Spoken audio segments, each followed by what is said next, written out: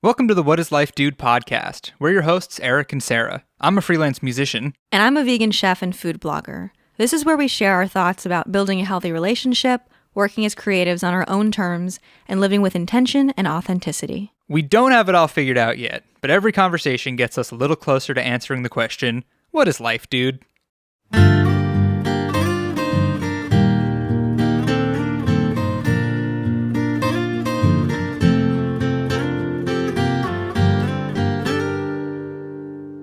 Hello, and welcome back to the What is Life Dude podcast, everybody. We are Sarah and Eric.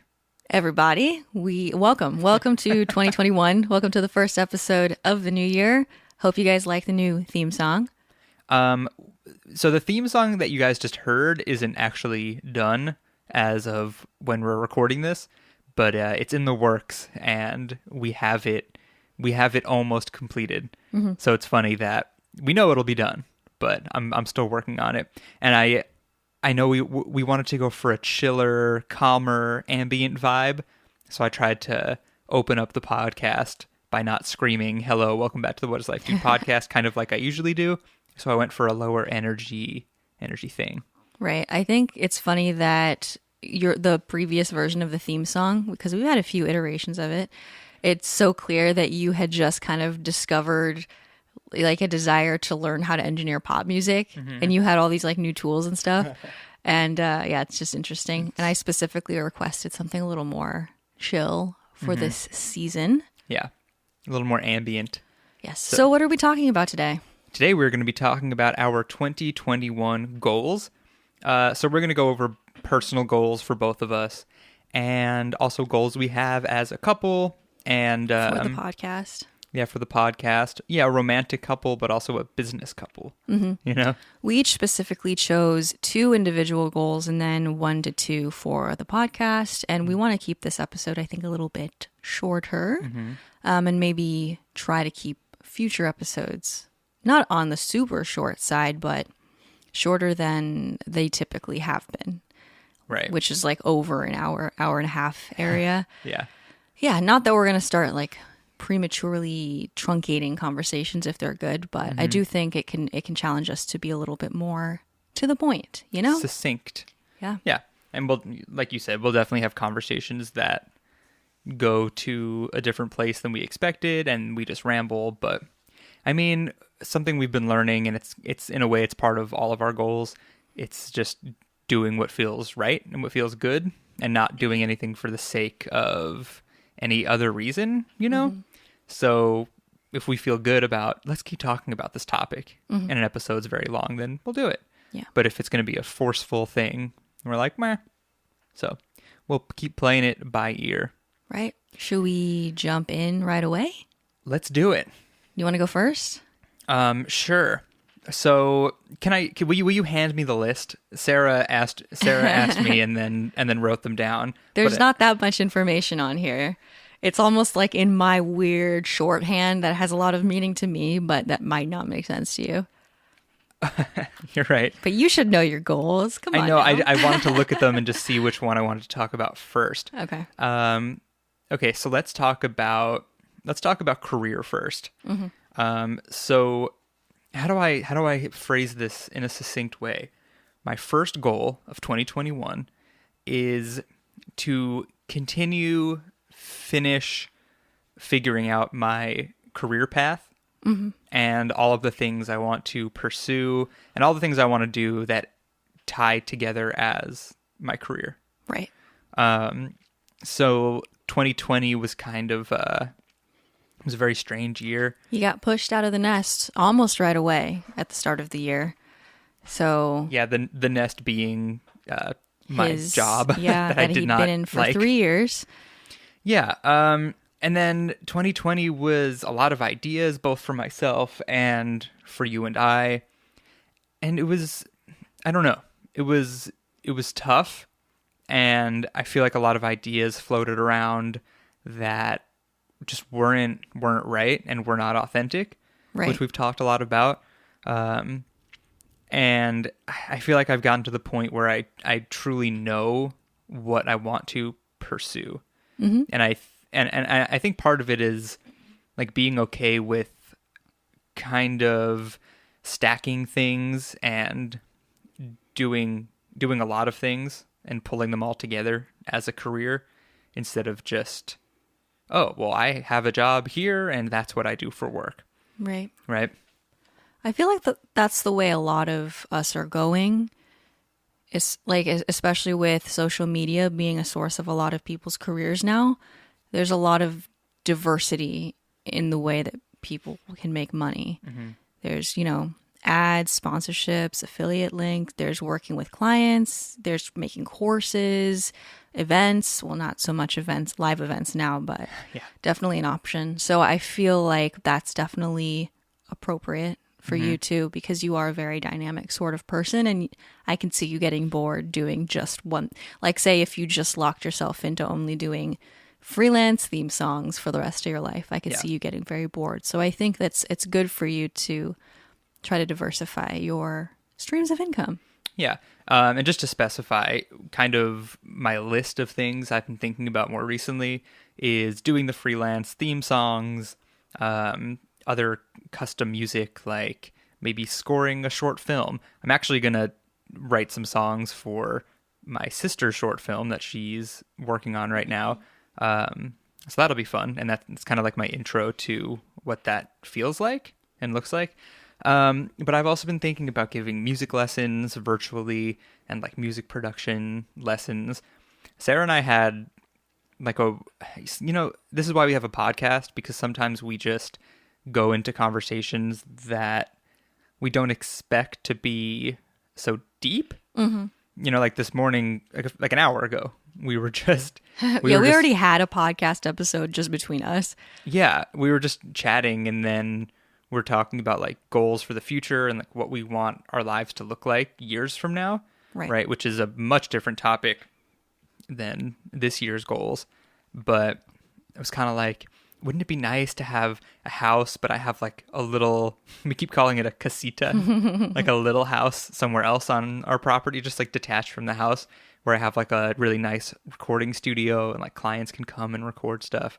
And it kind of just made me think more about what I'm talking about now in this episode and how I can achieve those more futuristic goals. Right. And it's interesting. Nothing really seems too impossible, or, nothing is that out of, what's the saying? Sometimes I forget. The realm of possibility. Out of left field. Is that it? Right? Like it all see. feels very tangible to us, because I feel as if a lot of people, when they realize something's not really right with the life they're living, they aren't feeling happy, and they just have that very vague feeling, but they don't know exactly what they want. And then they dive into self-development or spirituality or law of attraction, and everyone's saying, don't just visualize your dream life, visualize it. But we don't really have enough detail at that point to make a visualization that feels real or possible to us. So we're just like, I guess I'll visualize like getting a latte from Starbucks every day, and like I have a couple nice cars, Yeah. And now I feel like we have been on that. We've tried on so many different versions of our ideal life and gone through so many visualizations.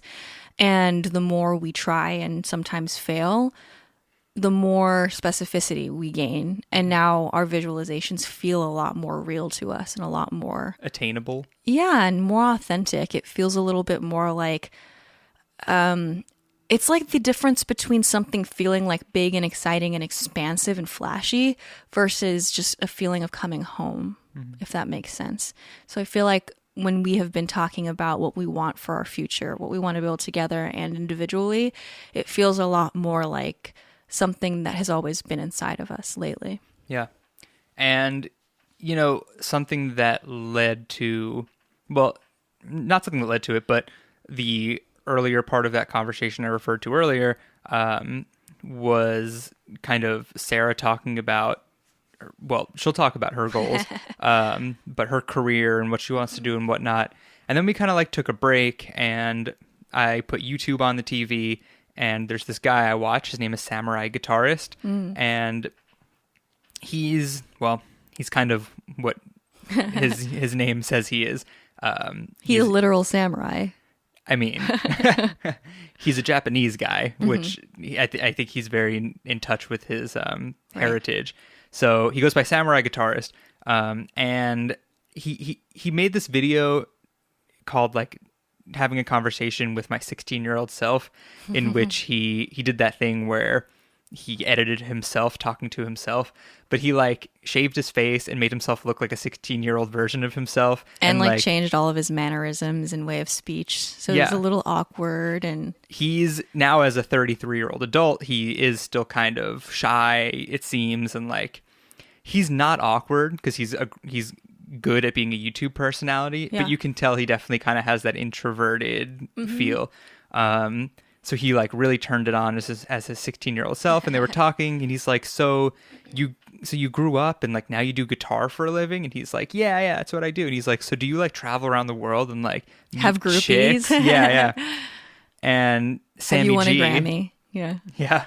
And Sammy G as an adult was like, well, not really, but I'm really happy. I get to play guitar and make videos and do cool stuff like from my house with my partner and my child. And it's not what I dreamed about, but it's perfect. Right. And I'm like, that's what we want. That's that what we feeling? need. Yeah. And like that idea of being a rock star that I've had since I was little, it just doesn't matter to me anymore. Like I've gotten so far removed from like what that would be like. And it's hard when you're a kid because you're like, in my case, I wanted to be like Billy Joe from Green Day and be a rock star playing in the stadium where the Jets play to 100,000 people.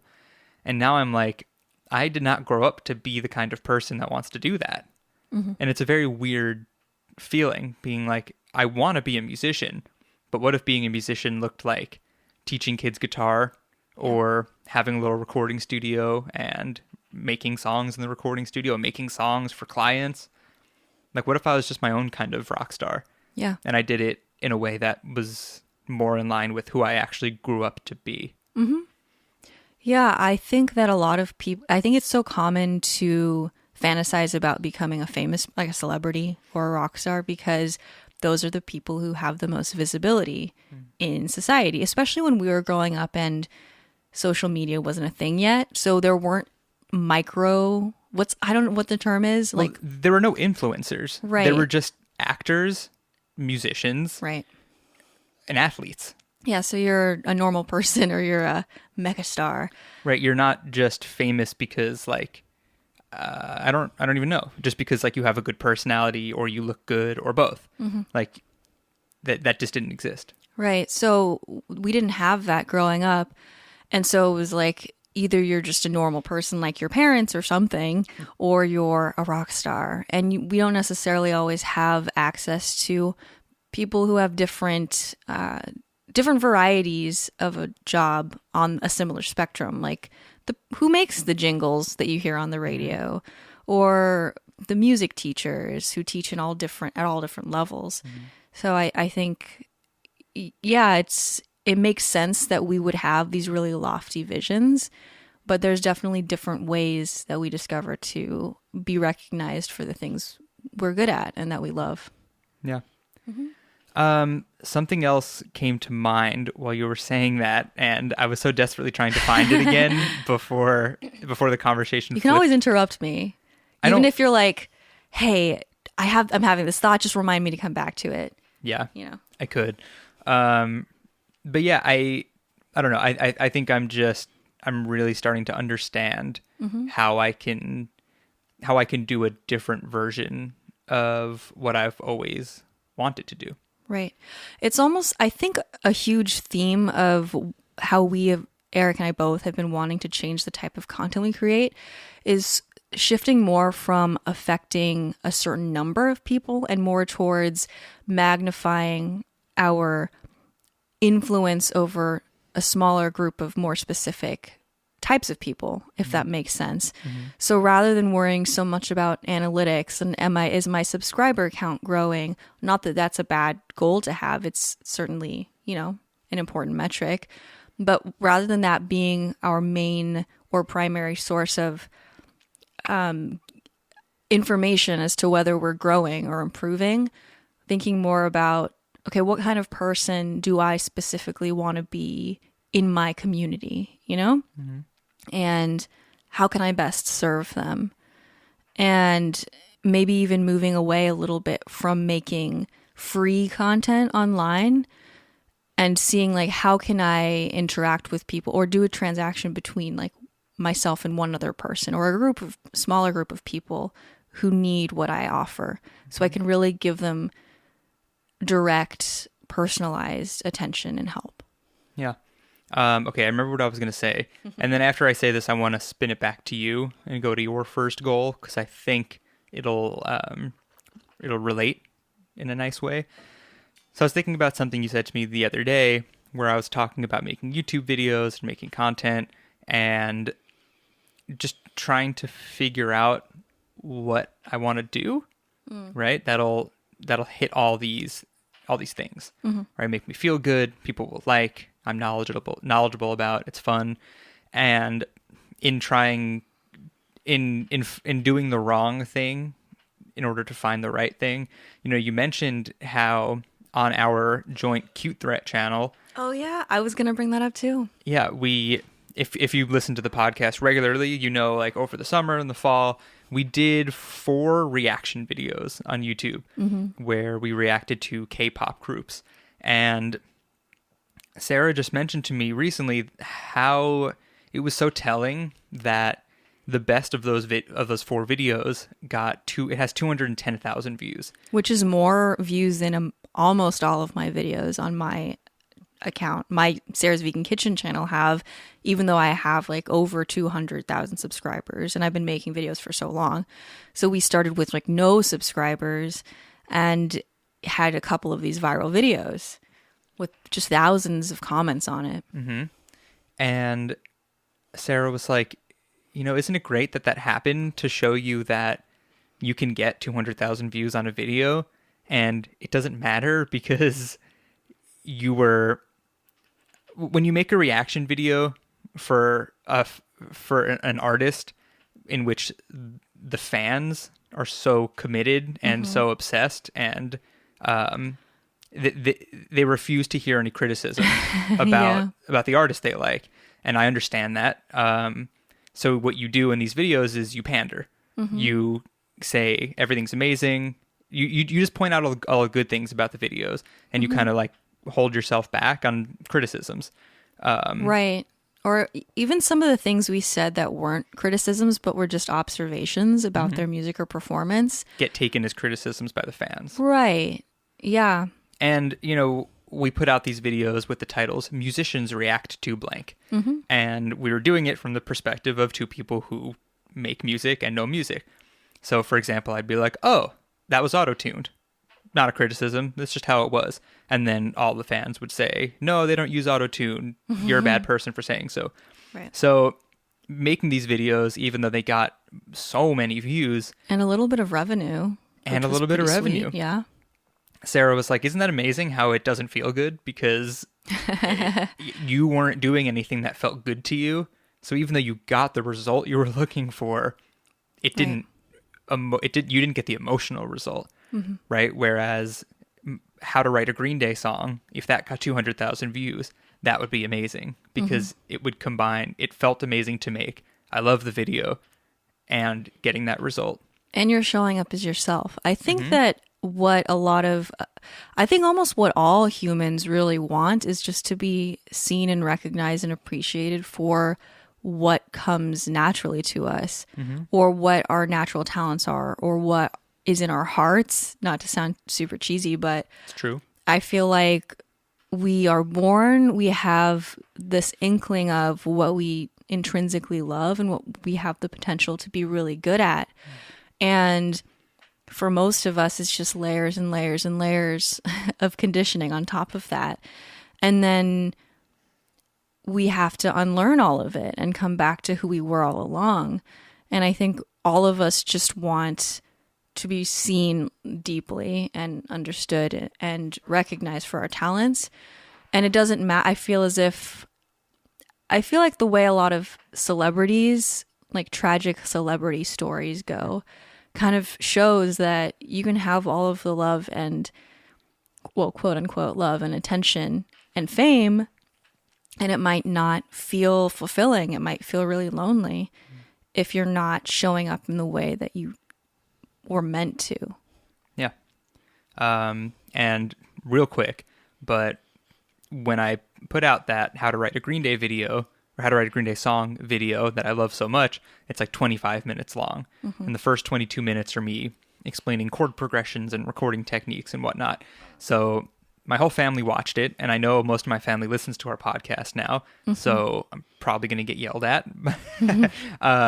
But my stepmom was like, how about you shorten it up and like maybe make it a little less technical sounding so that it can reach more people. And I was like, well, I don't really want to do that. Like, I don't want to just make something more generalized so more people can see it. Like, this is the reason, because I want to be seen for, oh, this guy knows about chord progressions and production techniques. So Right. like, while it might not be as mass marketable, it's like I'm okay with that for the sake of showing who I am and what I and most other people, what I know and what most people don't, Right. you know? Yeah, and I think you did kind of, where you kind of landed was that you might still try to kind of make it faster paced, but not go to the opposite extreme where you're like, I'm going to fit this video under this timestamp. Kind of like the YouTube equivalent of making a pop music song that's under 3 minutes, right? Right. Yeah. It's like I did hear and appreciate and understand her and my father's advice. And like, yeah, you know, maybe I should make it like a little more easily understandable for the normal person who likes Green Day but doesn't know a lot about music. So like meeting somewhere in the middle is the answer. Yeah. But I just thought that was another good example. So how does this relate to your goals? How does it relate? Well, I'm just going to dive into my more concrete goal because I have two that I wrote down, but one of them's like very kind of cut and dry. And my big goal is to transition away from taking as many sponsorships on my YouTube channel and my Instagram, I guess, but I mostly get sponsorships on my YouTube channel. It is my primary source of income.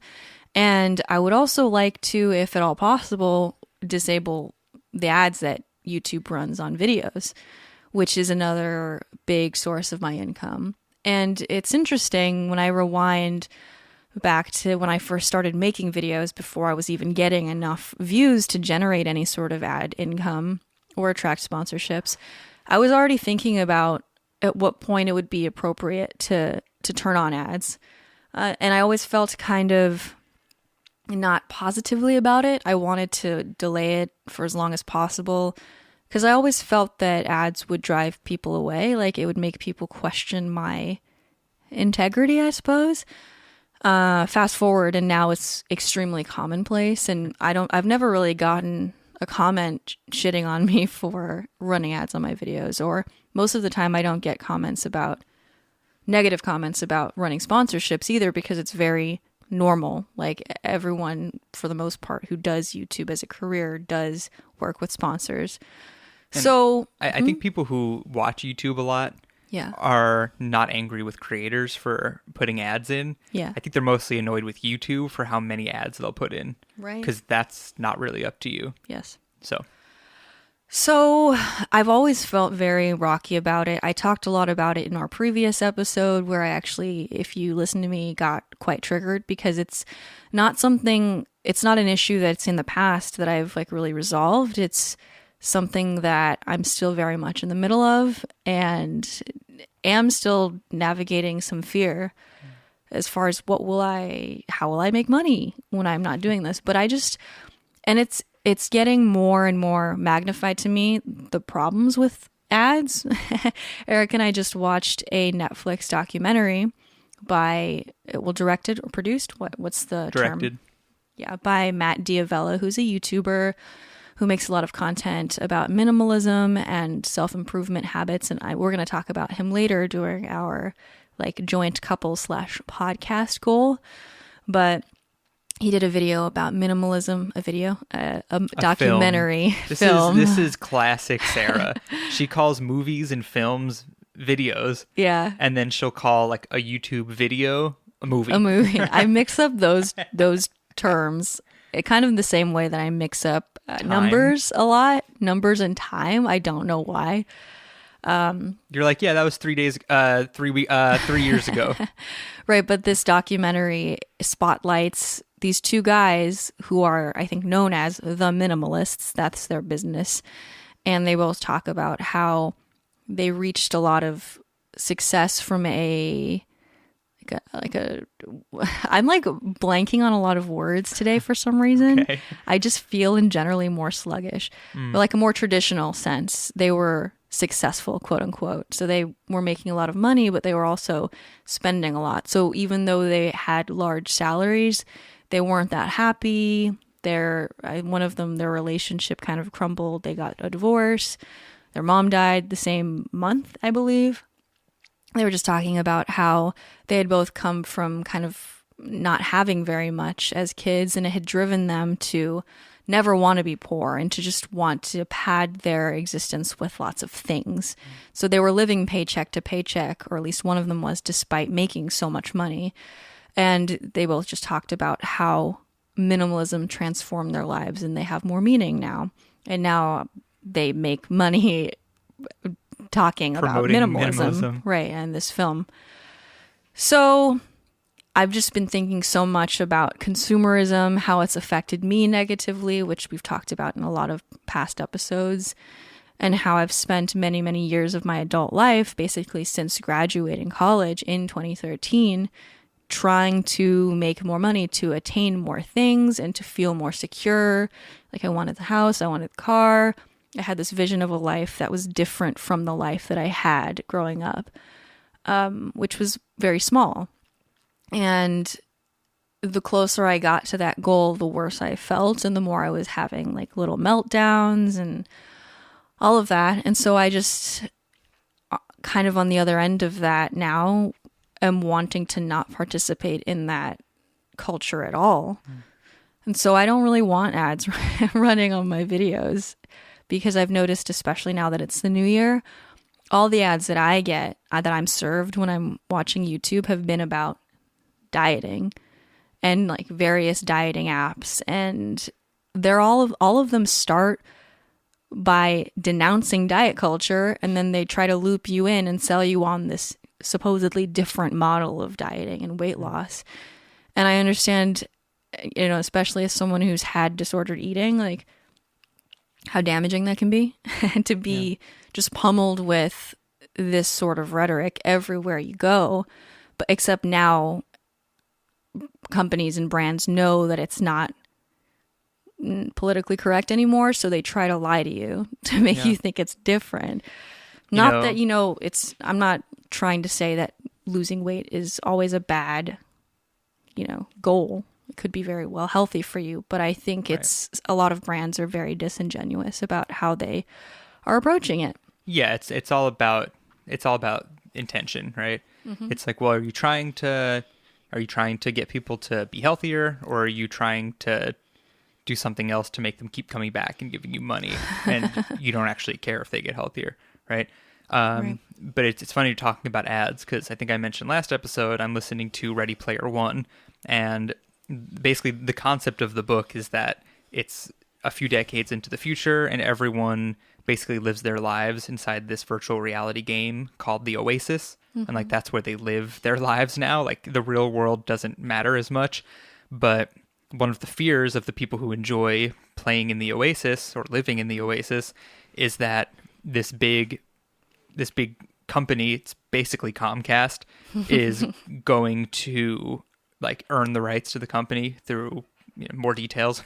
And they're going to put ads everywhere and make you pay for everything. Mm-hmm. And, people reading and listening to the book are probably like, oh my God, yeah, that sounds so unfair. Why would a company do that? And then it's like, actually, that's happening. Yeah. Everywhere, Mm-hmm. like that's already happening.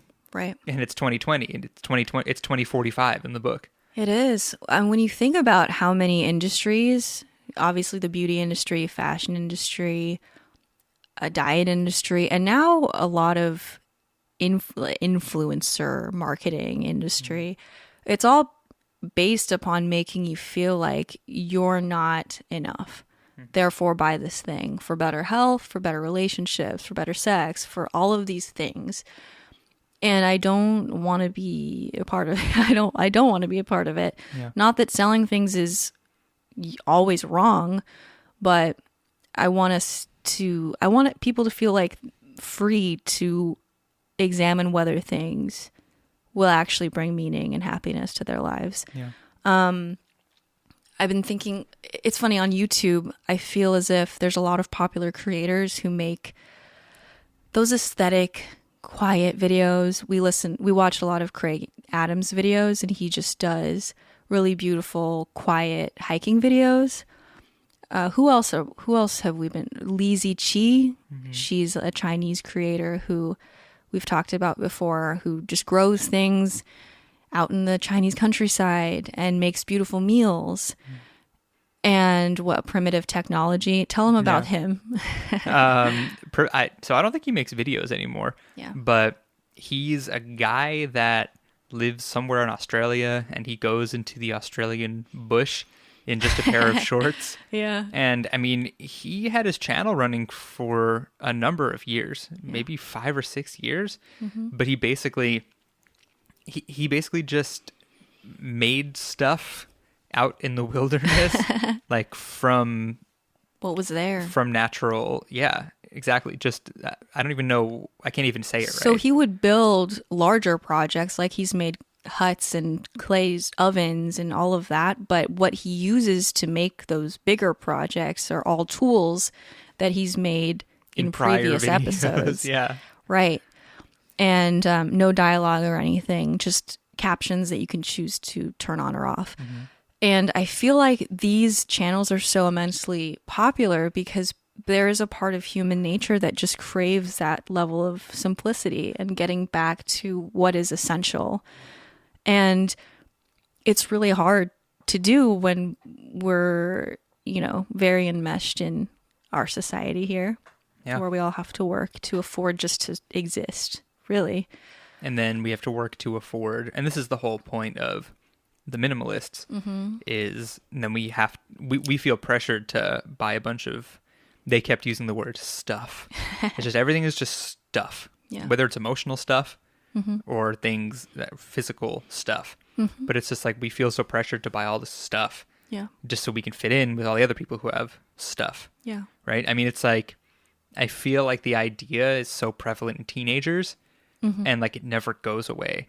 Like we saw some of Sarah's family the other day, and she has a cousin who's in high school, and she was just walking around like with one AirPod in, and I'm like, do you have one AirPod? She's like, yeah. And she like kind of brushed her hair back. She's like, I have an AirPod in.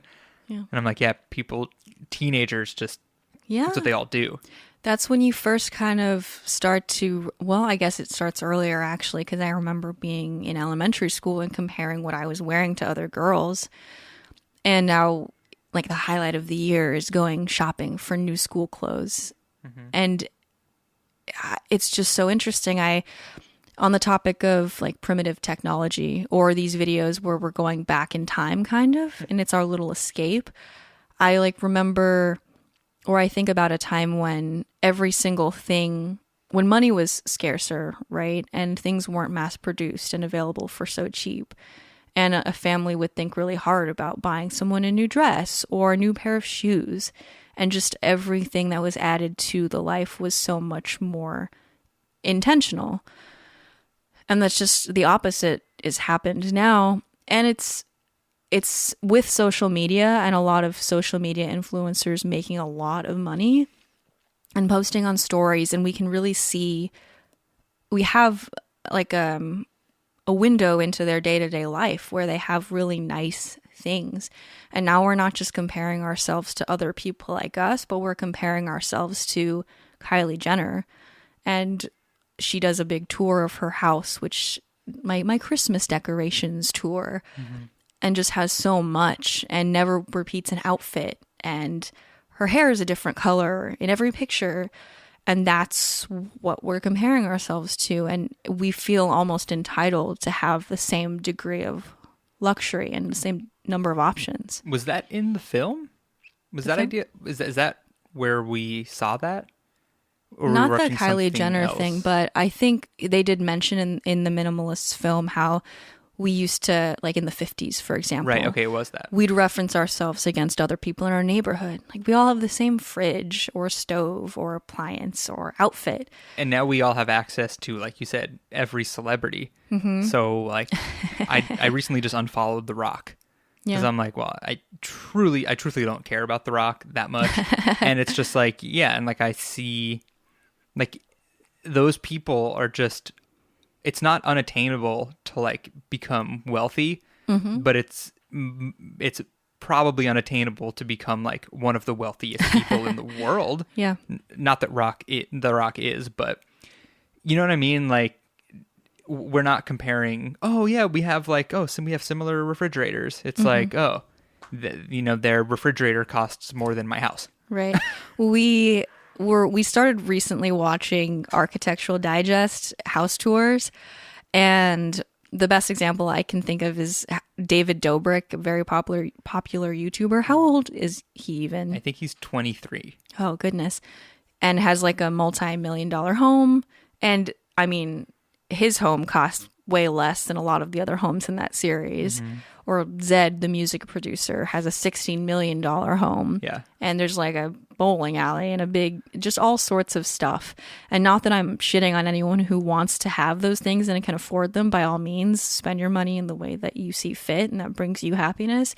But it's not healthy for each of us to be comparing our environment to that, because we're not that person. Yeah. So I feel like it's just so easy for us to get caught up in that cycle of consumerism and to wind up in debt and all of that terrible shit. And as soon as you're in debt, you don't have the freedom to make choices that are heart-centered. You're really just trying to survive, which, in this day and age really shouldn't be, we're so safe and we have so much wealth as a nation that there are people who are worried about just even affording to live is kind of sad, So back to my goal. I just want to unplug from this. I'm not saying that I'll completely stop working with brands, but I want to choose them very, very carefully. And so the protein brand that I work with, Vivo Life, I think is a good example because they're very socially and environmentally responsible. All of their packaging's home compostable.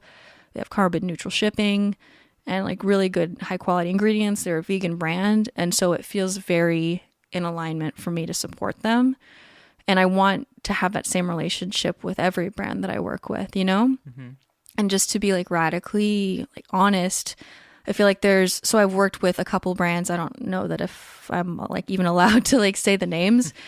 But I've just worked with a couple of brands that, for example, involve a lot of packaging. And I've felt reservations about it. And I kind of knew when I posted it that some people would comment about it. And I always the brands know this and they have like the line of defense set up. Say these things to like kind of make people feel better about Phrase the it waste. in this way. Right. Or you can recycle all the packaging, but when you think about it or do further research, you have to take the packaging to a very specific type of recycling plant to get it recycled. Yeah. So just like that whole greenwashing thing where you want to pacify people so they think they're doing the right thing, but they're not. And big brands know this, So yeah, they have experts. They hire experts in order to lie more convincingly to everyone. I feel like I don't want to believe that as a company grows, it always has to become evil, but I do think that is oftentimes what happens. And so I just always want to focus less on money and more on what impact I can make on people. Yeah. Yeah. Goal number 2. For you? Go for it. I mean, I feel like this is a goal, a resolution that's like pretty standard. But I want to better myself. So I was trying to think of like a more precise, in-depth way to phrase all of this, but I want to better myself emotionally, mentally, and physically. But I think the reason it feels different this time around this year is because I feel like my approach is much different than it has been. So when it comes to like, I'll start with like physical health. I feel like it's always come from a place for me where I'm like, you look bad, you're fat, you're chubby, you always have been. Like, do better, you loser. And I'm really getting to a point where I'm kind of healing my relationship with food. You know, I've never been like extremely unhealthily overweight.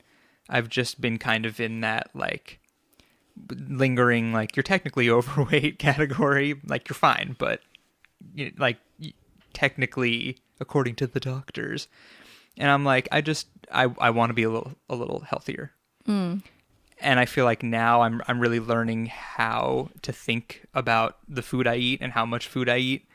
And it feels a lot better. It feels like it's coming from a healthier place. So basically, I wrote in my journal, which is another part of bettering myself, is I have started, I told myself it doesn't have to be every single day, but just use your journal a few times a week. Just write down what you've been thinking about. And it can even be like reiterations of stuff we've talked about on the podcast or conversations you and I have had. But just like write it down and see what happens. And I wrote in my journal the other night, I wrote, I don't want to better myself because I hate myself. I want to better myself because I love myself. And I've just been kind of telling myself this over and over again. It's like, don't do it out of a place of shame. Do it out of like, if you become a person who's nicer, more caring, more respectful, everything will be better. Yeah. Right? Everything around me will be better. Looking a certain way, feeling a certain way is mostly just for me, but it can still come from a positive place. Right. I think a lot of people can relate to that, especially as far as dieting goes. I think a majority of people at some point struggle with their body image. And I think shame is very much a natural sort of thing. And I think in certain instances, shame certainly is important because it keeps us in line with like the good of the collective, I'd say. But I do think it becomes such a big part of the psyche that it doesn't serve us anymore sometimes. So it's weird. This is something that I also learned as far as my relationship with food. It's weird to me to think about how 10 years ago, I was still very much in the middle like of an eating disorder, and it really consumed my days. And I would spend so much time on social media just looking at people who were thinner than me, and so much time just staring at myself in a mirror. And now it never happens really. I posted a little review of 2020 on my Instagram stories, and I was scrolling through my camera roll, just seeing what popped out at me as a memorable picture that I wanted to talk about. And I noticed that this year, compared to previous years, I had almost no selfies or no pictures of myself in a mirror, like looking at my body, trying to take before pictures for some sort of fitness journey. That kind of fell off in maybe March, May, I guess. And I'm really happy with that. I'm happy that it's not a source of obsession with me anymore, that I very rarely feel guilty about food that I eat. And it's really helped that I've fallen back in love with cooking, like as an art. And I also view cooking as a healing modality now, I think. And I want to view everything that I make as potentially a healing modality, food and music and art, and what we do here too. So I think the transition from change motivated by fear and shame to change motivated by what's in my highest good is something that can't necessarily be taught. I think you have to it just takes just observing your thoughts, or noticing that maybe you're in a cycle where you keep trying to diet in a specific way and it doesn't work, and you end up feeling like more of a failure and shittier about yourself, which is what happens to a lot of people, you know? Yeah. And that's why, like, I'm not trying to give advice to anyone or tell anyone to do it in this way, because I mean, if a few years ago I tried to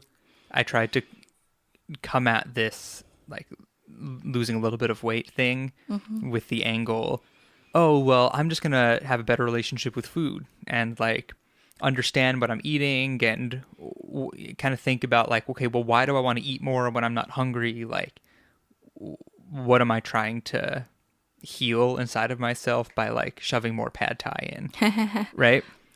But you can't just do that, right? Like, it's taken me a long time to get to this point where I'm like, I think I can approach it from this angle now, and I'm not saying to go do that if you don't feel comfortable being there yet. Yeah. Does that make sense?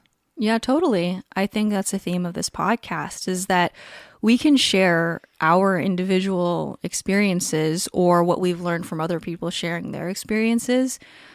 But it's very much something that you have to learn behind the wheel, I would say. Yeah. And when people say, oh, just love yourself, it takes a while for that to click.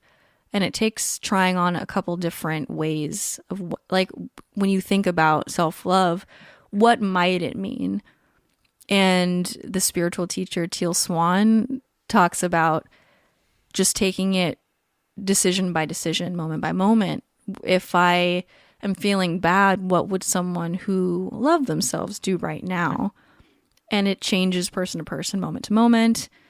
It changes from what phase you are in your life, right?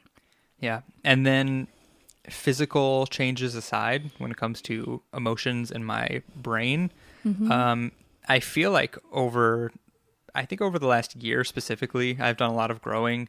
I mean, you and I talked about last night, we talked about, like, what our lives used to be like when we first moved in together and how, I mean, we won't get into this now. Maybe we can talk about it more at some point if we feel so inclined.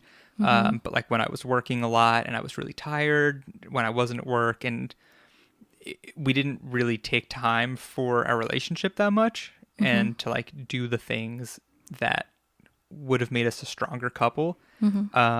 And I've changed a lot from being that person, and I feel like I could be a much better partner to you now. And I feel like in a lot of ways I have grown, but I just want to keep growing.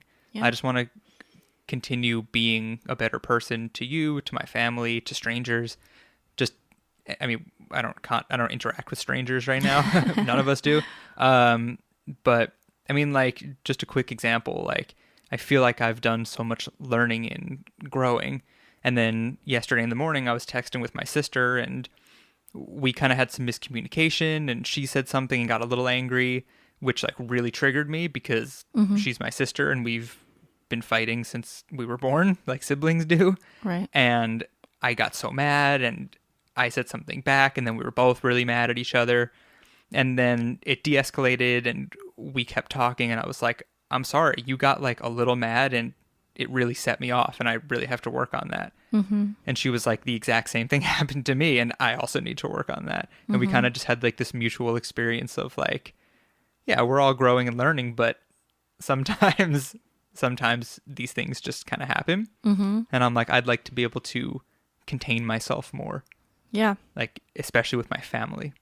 You know? That's the interesting thing about triggers, is that they really are these opportunities. They're little prompts to see what is still hurting you, like what thorns there are that still need to be plucked out. Which isn't to say that you should go around intentionally trying to trigger people for their better good. This will be good for you, I promise. That's not your responsibility. Your responsibility is just to look at your own triggers. And I think a lot of, when we talk about, you know, journaling or meditation, those are moments where you can sit just with yourself and revisit things that triggered you throughout the day. Because quite often when we're going about our day and we feel triggered, we are just going to play out. It's almost like a little computer program, like a little sequence of actions or responses that unfold almost without our conscious involvement, right? We get programmed at a really young age. This is how you respond to different stimuli or situations. And it gets away from us most of the time, and we're just living a program. And I think when you start to become conscious, and oftentimes I think the impetus to start trying to become more conscious is that you realize you're in a lot of pain. You kind of sometimes have to reach a rock bottom to be prompted to question, is what I'm thinking serving me? Are the programs I'm living out every day serving me? So, I think anytime you're feeling like you're at a rock bottom, you can kind of consider it to be a jumping off point for your growth, I guess. Although it feels shitty to hear that said sometimes. Yeah. So I think that's the importance of finding time to be in silence, to be with yourself, to not be numbing with, food or social media, or a lot of people just online shopping. There's all sorts of numbing, right? So I think this goes back to our episode also about creating space. It's temporal space, mental space, emotional space, just to connect with what you know is true. But that's kind of easy to brush aside when you're feeling unhappy. Yeah. Real quick, and then I want to ask you about your second goal. But speaking of social media and numbing, I've never followed that many accounts on Instagram. I was following, I know I sound crazy, but I was following 312 people, which is, I know, not a lot. I know some people that follow like 4,000 people. Yeah. But I was just scrolling, and I was like, I see these accounts constantly, and it does not serve me anything. Yeah. So I sorted the people I was following by like most interacted with or most shown in feed, and all the ones where I'm like, oh yes, I see these all the time and I don't care, I unfollowed them, and now I follow like 200 people.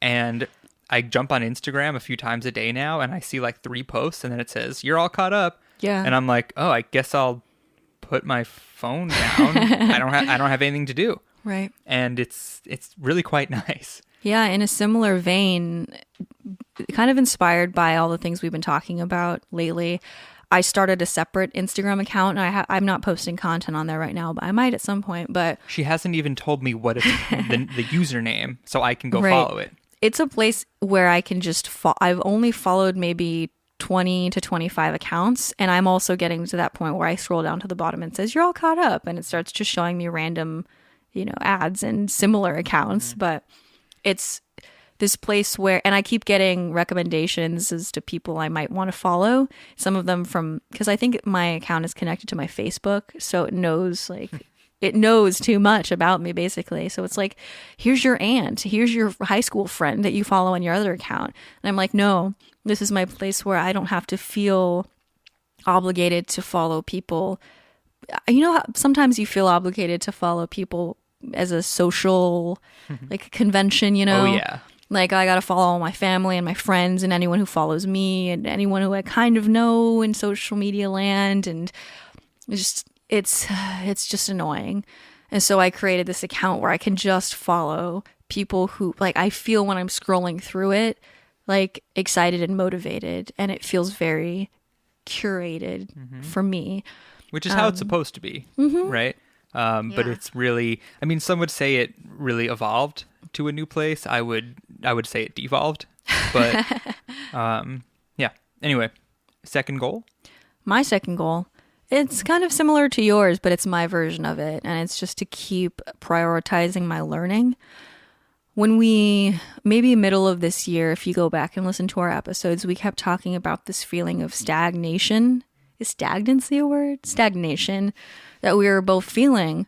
And I felt like ever since I moved to Colorado, I very much fell into this comfortable place where, I was in the consumerism trap. I was very focused about what can I acquire for my home so I can feel like an adult woman, and once I had done that, I was like, well, maybe we need a new, bigger house. So we moved into a bigger space, and then we proceeded to fill the rooms there.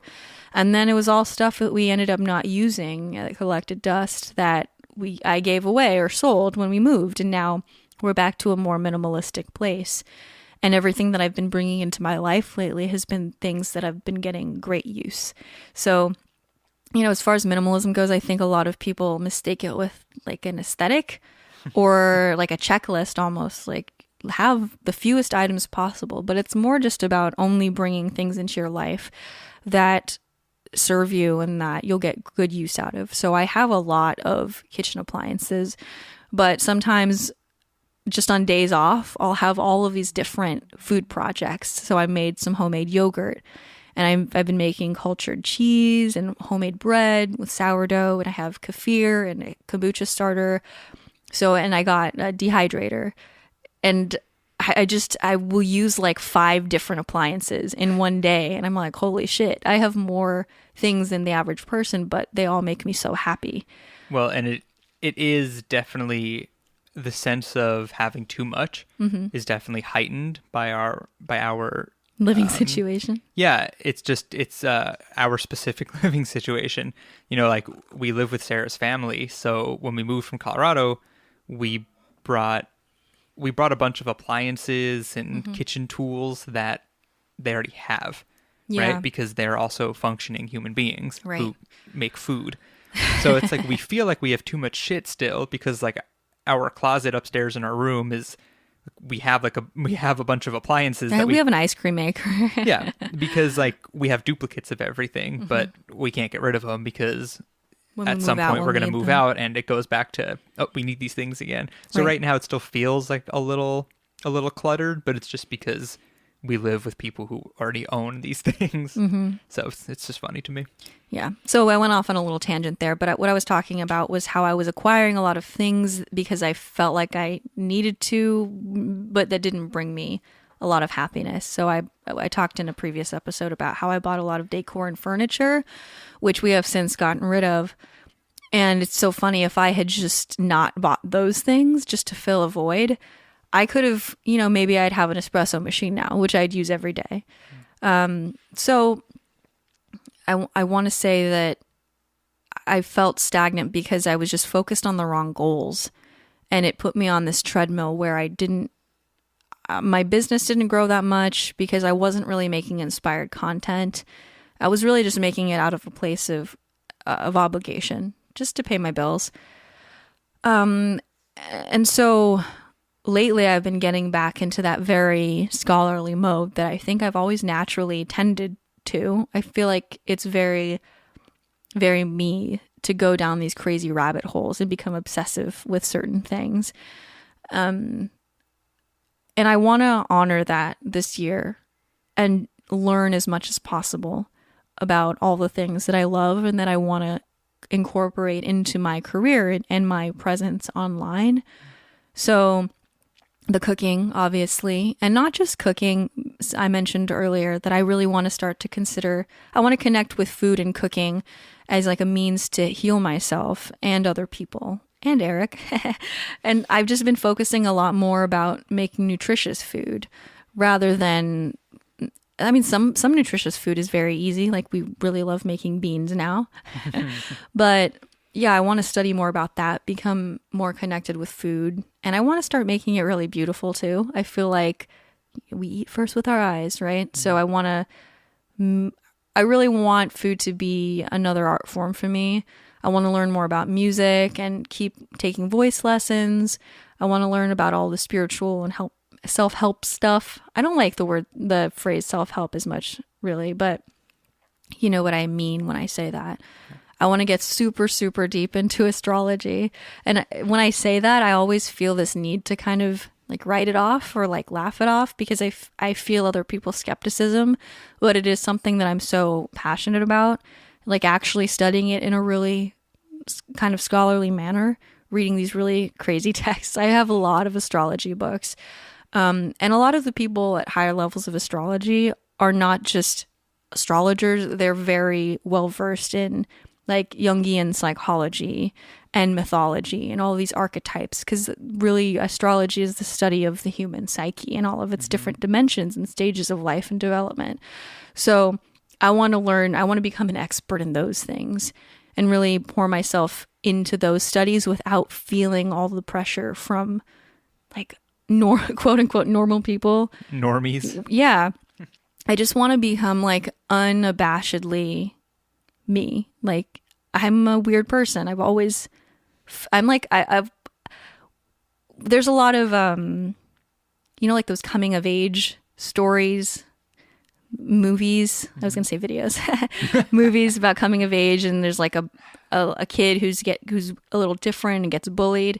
It's like, I was so weird and different that I didn't even get bullied. I just wasn't perceived. I was just alone in a hallway. And that's just like, I've just always been different. And I just want to, I just want to dive into that, accept that. And find that now that we have social media, there are a lot of negative things about it, but it's also what allows you to find people who you might not find in your day-to-day life if it was 20 years ago.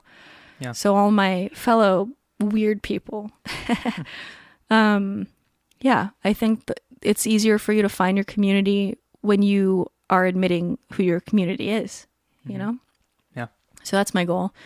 Just keep learning, feeling like not being afraid to learn more about the ways that I could potentially help other people in the future. Because it's like, there was this period where I didn't know what I wanted to do, and I was working at the coffee shop, and I seriously considered going back and getting a nursing degree, because I feel like nursing is very popular for Filipino people, and I am half Filipino. And my mom had been in a nursing course for many years too.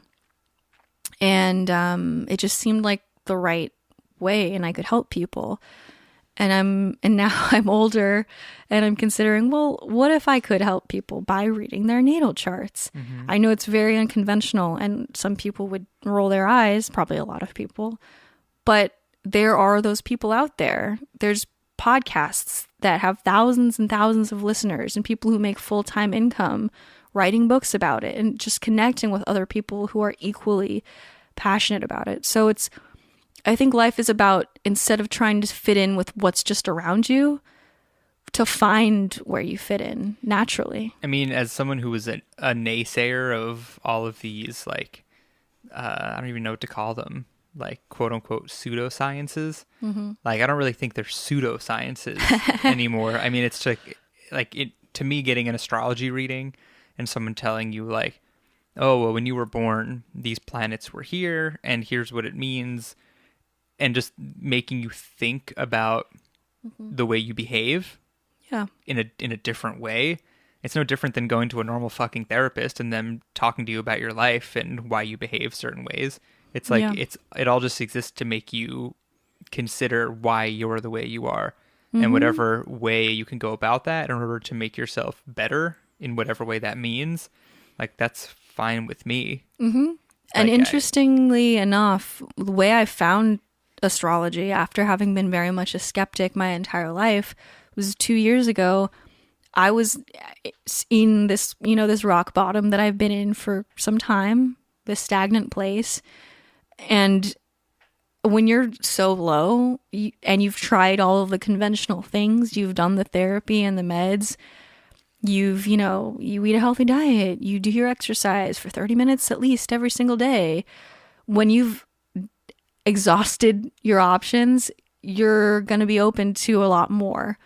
And that's fine. Like, anything that is another lens through which to view your experience and to make meaning of it, I think no one should be shitting on that. I agree.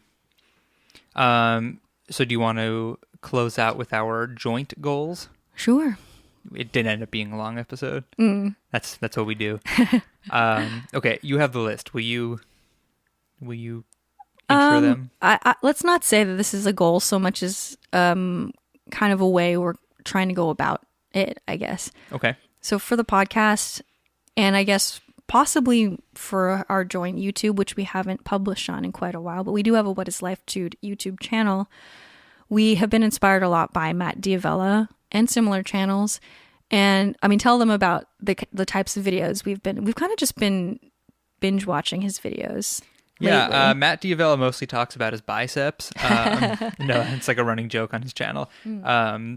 But yeah, like Sarah was mentioning earlier, Matt D'Avella's channel is it's partially about minimalism, partially about self-improvement, and trying different things to improve yourself. Like the way I found him was through Sarah, and the first videos I watched by him were he did a bunch of like 30-day challenges, trials. You know, he quit sugar for 30 days. He took cold showers for 30 days. Because certain experts will say, well, taking cold showers every day does this to you, and quitting sugar will do this to you. And he kind of just wanted to try them out for himself. And it's just really fascinating stuff, along with the fact that he's a filmmaker. So his videos look very beautiful and very satisfying to watch. And it's just kind of been making us think, like, what if we did something like that, where we tried stuff that Matt tried, but also... and other things. Also totally different things. And we made them each a podcast episode. Right. So we could do stuff like Matt did, like quitting sugar for 30 days. And then we come back and do a podcast episode, maybe a short video about it. What else has he done? He's done breath work every day. He's done an hour of meditation every day for a month. An hour's a long time. Yeah. I think he's quit social media. Just things like that. You know, things that various gurus and self-help people and motivational speakers say to do. Yeah, So- and we were thinking of also doing like just like one-off experiences and coming back and talking about them to you guys. Like we've both been very aware of sensory deprivation tanks for a long time. Well, just as we were starting to consider maybe doing one, coronavirus happened. And like I had picked a place in Denver where I wanted to go, and then everything kind of shut down. Yeah. So we're like, well, what if we just both went and did a sensory deprivation tank session and then talked about what the hell happened in there, and that's it. Yeah. I mean, like our conversations just always branch off to this place. And I feel like by subjecting ourselves to these experiences, we could really get a lot out of them on the podcast. Right. I mean, there are we want to do like more fringe ones too, like a past life regression, or we did hypnosis, or just all sorts of, because like when you've been as depressed for as long as I have and identified for as long as I have as just kind of a fucked up person, which I'm not saying I am, but I definitely believed that about myself for many years. Like the number of hours I've spent yelping different practitioners of healing modalities, and just I'm so plugged into all of that. And at the time, I don't know if it would have necessarily been healthy for me to like, you know, spend a bunch of money on all that, because I was coming at it from a place of just wanting to give away my power. I was like, someone else just please sort out whatever demon is within me right now. Please just make me feel better. Exercise this. Yes. But now I think, now that I understand that everything really comes from within, if everything I say sounds very cheesy, but I mean it in a very practical way, is that nobody is coming to save you, really. And so I think there's lots of different healing modalities and methods out there, and I think it's healthy to try them, but to try them with your expectations managed, and to not expect that they're going to cure you or make your life better. Yeah. So I would love to try all of those different things just to see, you know, maybe some of them really will benefit me a lot. And I bet like you and I, being such different people, will connect with each of them differently and have different things to say about them. So I think that could be a fun set of experiments to do for the podcast. And I think we'd probably make videos about it too. Shorter videos and then longer discussions on here. Mm-hmm. Yeah. Yeah. And last night, just on a whim, we were talking about this and we wrote down like 4 months worth of podcast ideas. So, we'll see where that goes. Yeah. Of course, this is all dependent on COVID going away and actually being able to go to these places to try these things. Yeah. Okay. Well, our first one we're currently in the middle of, well, we're at the very beginning of, is we're doing 30 days of yoga, because Yoga with Adrian she quite often will run these 30-day yoga series that you follow along with. And I've done a lot of them, but I've never done them straight through. I usually will do like, every third day, I'll do the next day. But Eric and I are both doing it together, and we're going to try and, well, we will stick to it for the full 30 days. Even if tonight we do it right before bed or something, we'll do it. So I'm really curious to see how that affects. It's already, I think, had a really good effect, and we're 3 days in. Yeah. Yeah, I mean, I'm like already feeling like pops and stuff. Like my hips are popping, and I feel like looser, and yeah. And I think it's helped us reevaluate our relationship with fitness, you know, where we've been wondering, how can we get fit and like strong the way we were before, when we could go to a gym and pile on a bunch of weight onto a deadlift bar. And we were thinking about, should we buy, because we just canceled our gym memberships. Should we buy some equipment? Yeah. Should we buy some plates and such? And they're really expensive. And then sweet Adrian is like, so you're just going to hold this for 5 more seconds? And I'm like, 5 more seconds? Ow! Yeah. And I feel like so weak and... Yeah. Yoga really does make you get in touch with your body in a very specific way.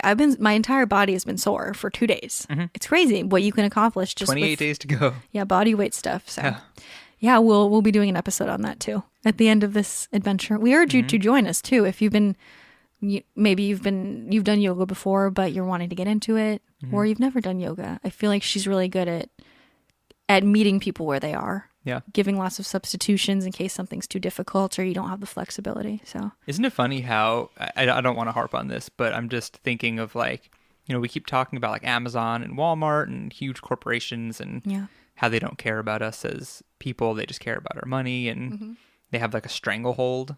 They basically have monopolies. They have legal subsidized monopolies. And then I'm thinking about like, Adrian kind of has a monopoly on like yoga on YouTube. Kind of. Like, I don't know any other creators that, I mean, I know they're out there, but it's just funny to me that like, she's like the leader of the YouTube yoga culture. Yeah. Yeah. I have no problem with that, because from what I know of her, she seems like a good person. Yeah, I mean, she just started making yoga videos, and now she's really popular. Yeah. She didn't do anything wrong. It's my fault for comparing her to Amazon. That's just a thought I had. Yeah, and I would actually be interested. I don't think she runs ads on her videos. I could be wrong. At least there's no ad in the middle of her 28-minute practice, you know? Maybe she does put them at the beginning and the end or something. Yeah. That would be totally fair. Okay, what is our last thing? I don't think we have a last thing. I think that pretty much encapsulates it, right? Oh, okay, unless you can think of anything. No, I feel like just we really love this platform and the community we've built, and we want to keep bringing, you know, we don't want to stagnate. We don't want stagnation, and we don't want to talk about the same things over and over again. So I feel like we both feel motivated to grow as individuals so that we have more to bring back to this community. Yeah. So I think that is... Yeah. And it's funny, you know, one of the most amazing feelings about trying to better ourselves is that whenever one of us does have kind of an emotional breakthrough, our relationship like levels up. Yeah. And I love that. Yeah. Okay, so I have an idea for the thing we always do, in which we play the jingle for. So what I'm going to do is we're going to close out the episode. Wait, I want to do Positivity Box. Okay, so we're going to do the Positivity Box. We're going to close out the episode, and then I'm going to say it's time for the thing, and then at the end of that, we'll say goodbye. How's that? Got it? Okay. Positivity Box. Do you have one? Yes. Okay. I just bought new running shoes. I put 425 miles on my last pair over the course of last year, and which may sound like a lot, but I assure you it's not that much. And they're dead, and they hurt my ankles now, so I bought a new pair, and I am going to go run in them after we're done recording this. And I'm very, very excited, because they're just so, like the first few weeks of running with new shoes, it's like clouds. Yeah. It's just, there's so much support. So I got Mizuno Wave Rider 2024, I think, in case Right. you're a runner and you care about running shoes. Those are the shoes I got, and I'm stoked to try them out. I'm excited to go to the park too. I really am. Is it getting dark or is it just cloudy It's outside? cloudy out. It's cloudy outside. What's your positivity box? It's so funny that we went on an anti-consumerism tirade, and your positivity box is shoes, and mine is another product that I bought. Oh my God. But I got this little dip nail kit. So basically, I love having painted nails. I always have, but I'm very hard on my hands between playing instruments and cooking constantly, and therefore washing dishes constantly. So I would do my nails, and then by the end of the day, they'd be chipped. And I finally found a little kit, like a little kit for like DIY dip nails, and they're really strong and pretty, and they make me very happy, like They're a very tiny little glamorous. girl. You are a tiny little Some girl. things I feel like that make us the happiest are just the things that would have made our child selves so happy. Just those simple things. And I'm not going to acquire like thousands of different colors just because I can. Like I really just only wear pink and red. That's it. So I'm not going to buy a bunch of colors. I'm just going to be happy with having the same manicure that lasts hopefully a couple weeks. I hope so too, baby. And let me just say, part of my running shoes experience that has also made me happy on the topic of consumerism is that I did not buy them from Amazon.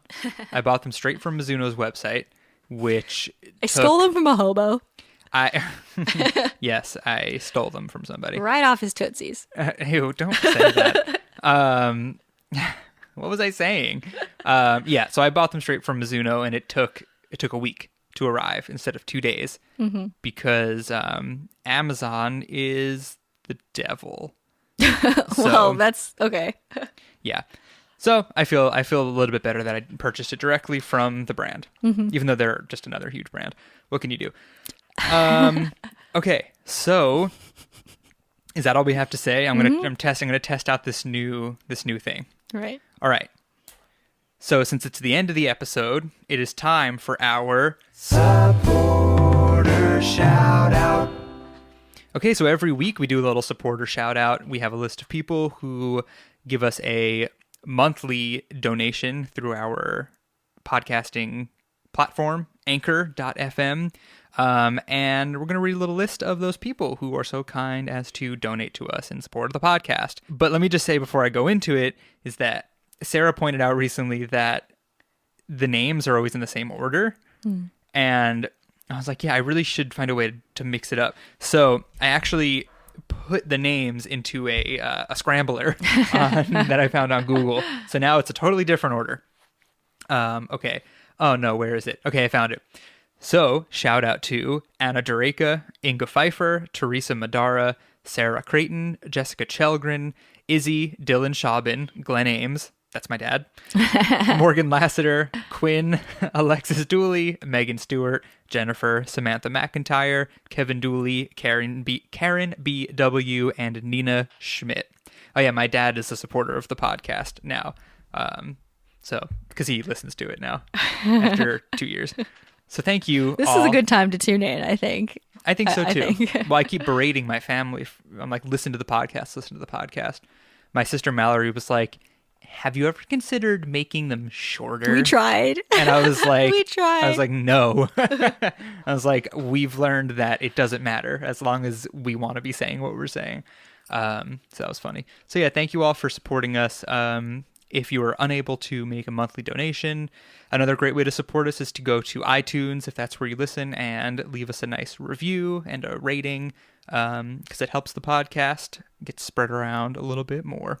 All right, so thanks for listening to our first episode of the new year, and we'll talk to you next week. Bye, guys.